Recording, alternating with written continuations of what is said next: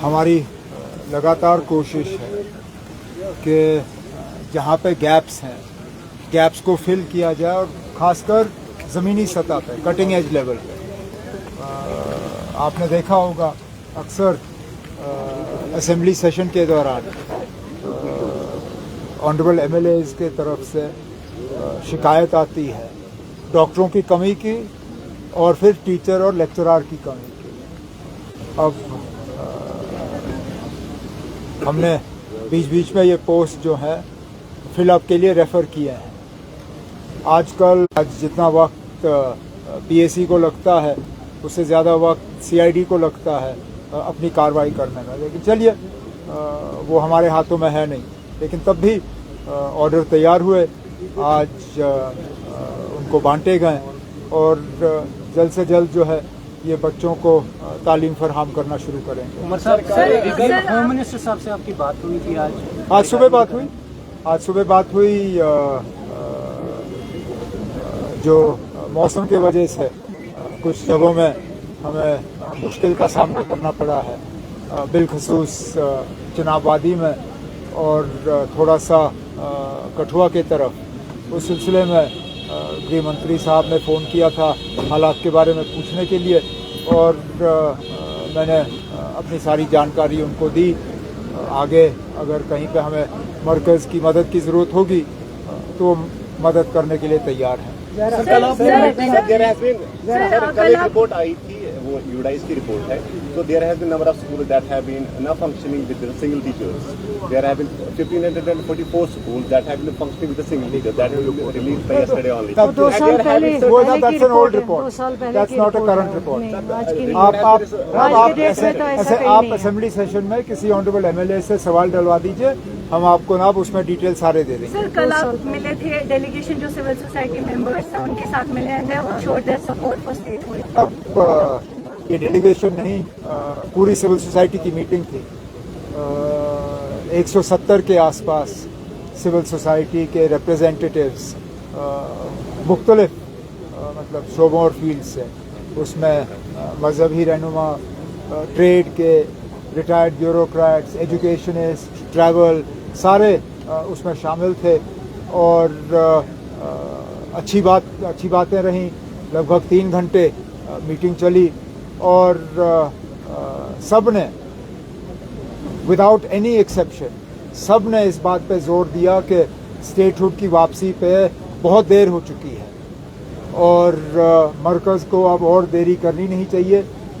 जो हमारा प्रोग्राम है जंतर मंतर जाने का, उसको सपोर्ट किया है और एक सिंगल पैरा वहाँ से रेजोल्यूशन पास हुआ calling on government of India statehood जो है जम्मू कश्मीर का वो अब फौरी तौर जो है बहाल किया जाना चाहिए। सर, एक तरफ से जहां दुनिया अमन की कोशा थी, अमन के लिए पूरा दुआ कर रही थी, अब ईरान और अमेरिका के दरमियान जो कशीदगी वो बढ़ गई है। डोनाल्ड ट्रंप की जानिब से ट्वीट भी आया है कि MOU जो साइन होगा, किस तरह से देखते हैं सर इस डेवलपमेंट? हम तो चाहते हैं कि अमन बना रहे वहाँ पे। हम तो पहले दिन से कहते आए ना कि ये जंग जो है ये एक नाजायज़ हमला एक मुल्क के ऊपर हुआ।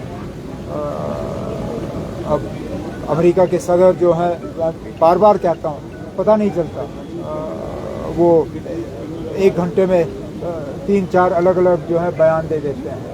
अब हम तो हमारी तो यही तमन्ना है कि सीज़ फायर जो है वो परमानेंट हो, जंग ख़त्म हो, अमन जो है वो दोबारा बहाल हो और जो ट्रेड पे स्ट्रेट ऑफ हॉर्मूज़ की वजह से रुकावट बनी हुई है वो रुकावट हटे, क्योंकि उसका हर किसी पे असर पड़ रहा है। यहाँ के तरक्याती काम पे असर पड़ रहा है। आज अगर आप देखें तो ब्लैक टॉपिंग का जो सिलसिला है वो लगभग रुका हुआ है इस वजह से, क्योंकि तेल की कीमतें बढ़ गई और लोग जो हैं पुरानी रेट पे मैक्सिमम सप्लाई करना नहीं चाहते। उसका भी हम कोई इलाज ढूंढने की कोशिश कर रहे हैं, लेकिन सबसे बड़ा इलाज यही होगा कि जंग ख़त्म हो और तेल की कीमतें जो है वो आहिस्ता आहिस्ता फिर कम हो जाए। That's it. Indus water treaty पर बोथ कंट्रीज आर एस्केलेटिंग। कोई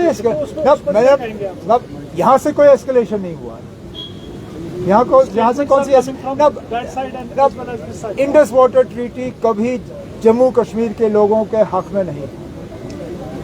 हमें पहले दिन से इस इंडस वाटर ट्रीटी की हमने इसकी मुखालफत की।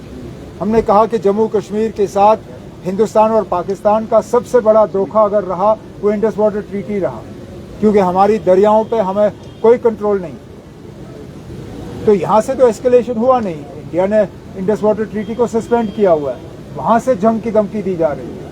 अब उसका जवाब मैं यहाँ से नहीं दूंगा, वो तो मरकज की हुकूमत ने दे दिया। सर आपने इनवाइट किया है इंडिया ब्लॉक लीडर्स को to join you at Jantar Not just India bloc.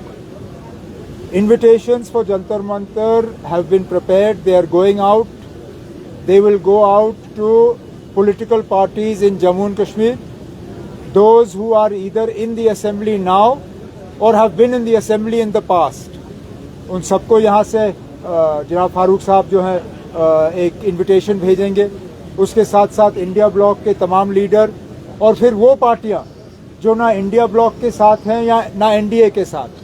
मिसाल के तौर पे आम आदमी पार्टी है, अकाली दल है, बिजू जनता दल है, तेलंगाना की पार्टियां हैं, ओवैसी साहब की पार्टी है, कई सारे मायावती जी हैं।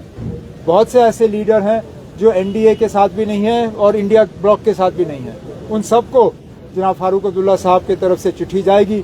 उम्मीद करते हैं कि वो 20 तारीख को जो है हमारे इस एहतजाज में हमें सपोर्ट करेंगे। Sir, one last question.